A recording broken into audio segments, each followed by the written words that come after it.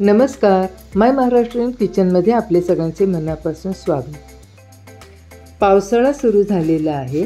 थंडगार वातावरणात आपल्याला गरम गरम मस्त वाफाळलेल्या चहासोबत गरम गरम काहीतरी खाण्याची इच्छा होते.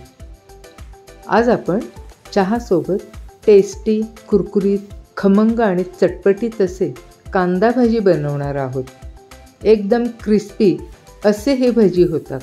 हा व्हिडिओ शेवटपर्यंत बघा. हे भजी बनवण्यासाठी इथे मी 1 कप चणा डाळीचे पीठ घेतले आहे. हे पीठ या कपामध्ये दाबून भरले आहे. साधारण अंदाजे 200 ग्रॅम इतके हे पीठ असेल. यामध्ये आता घालू 1 टेबलस्पून तांदळाचे पीठ. या पिठामुळे भजी एकदम कुरकुरीत होतात. यानंतर घालू जाडसर कुटून घेतलेली ही धणे पावडर. 1 टीस्पून ओवा हातावर असा चोळून घालायचा आहे. हे घालू अर्ध्या चमच्यापेक्षा कमी आणि पाव चमच्यापेक्षा थोडंसं जास्त लाल तिखट. हे खूप झणझणीत असे हे तिखट आहे आणि कलरही याने खूप छान येतो. आता घालू चवीनुसार मीठ, थोडीशी हळद. यामध्ये आता थोडे थोडे करत पाणी घालून हे घट्टसर भिजवायचे आहे. एकदम पाणी मात्र घालायचे नाही. हे पीठ आता चांगले फेटून घ्यायचे आहे. जेवढे हे पीठ फेटता येईल तेवढे फेटून घ्यायचे आहे. भजी बनवताना चणा डाळीचे पीठ नेहमी भरपूर फेटून घ्यायचे, म्हणजे आतपर्यंत जाळीदार पीठ होऊन पीठ फुलते आणि भजी एकदम छान कुरकुरीत असे होतात. साधारण 3 ते 4 मिनिटे हे पीठ फेटून घ्यावे, म्हणजे फेटून घेतल्यानंतर पिठाचा कलरही चेंज होतो आणि पीठ एकदम हलके होते आणि भजी एकदम कुरकुरीत होतात. तुम्ही पाहू शकता फेटून घेण्यापूर्वीचा कलर आणि पीठ फेटून घेतल्यानंतर पिठाचा बदललेला कलर. अतिशय मस्त असे पीठ आता इथे फेटून झाले आहे. यामध्ये आता घालू उभा चिरून घेतलेला हा 1 मोठा कांदा. आता घालू बारीक चिरून घेतलेली ही कोथिंबीर. हे आता फेटून घ्यायची गरज नाही, नुसते मिक्स करून घ्यायचे आहे. यामध्ये टाकणार आहे खायचा सोडा. फक्त 1 चिमूट सोडा घातला आहे, त्यामुळे भजी आतपर्यंत जाळीदार होतात. अशा पद्धतीने हे पीठ आता इथे तयार झाले आहे. जास्त पातळ नाही आणि जास्त घट्टही नाही. यामध्ये आता टाकायचे आहे 1 चमचा गरम तेल. आता हे गरम आहे त्यामुळे चमच्याच्या साहाय्याने हे मिक्स करून घेऊ.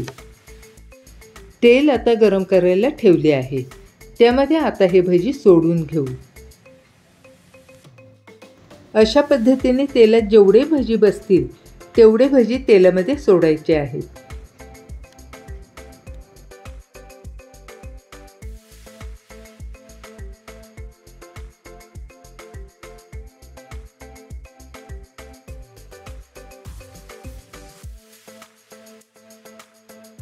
हे भजी आता उलटून घेऊ. हे भजी चांगले गोल्डन कलर येईपर्यंत तळून घ्यायचे आहेत. गॅसची फ्लेम मध्यम ठेवायची आहे.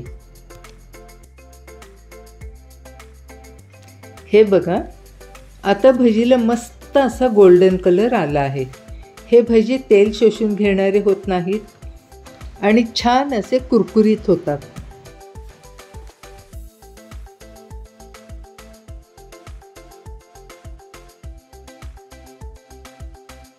भजी आता तळून झाले आहेत.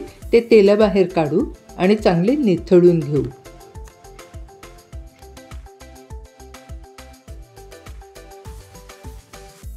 हे भजी आता एका प्लेटमध्ये काढून घेऊ. बघा किती मस्त भजी येथे तळून झाले आहेत. त्याला कलरही अगदी मस्त आला आहे. हे भजी आतपर्यंत मस्त असे जाळीदार तयार होतात. चवीला तर 1 नंबर होतात. येथे आता आणखीन भजी मी तळून घेत आहे.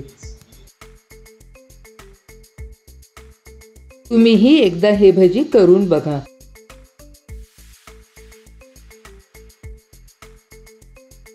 येथे आता भजी तळून झाले आहेत. याच तेलामध्ये आता मिरच्या तळून घेऊ. 1 मिनिटभर या मिरच्या तेलामध्ये तळून घ्यायच्या आहेत.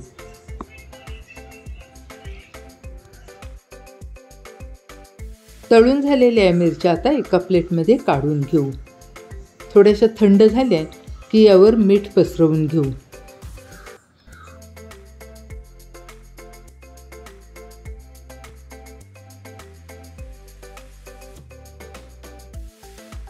आता तयार करायला घेऊ मस्त असा आलं घातलेला चहा.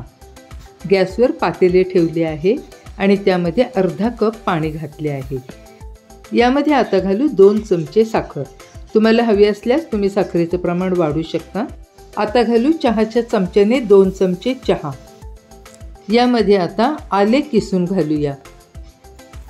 आता या चहाला चांगली उकळी येऊ देऊ.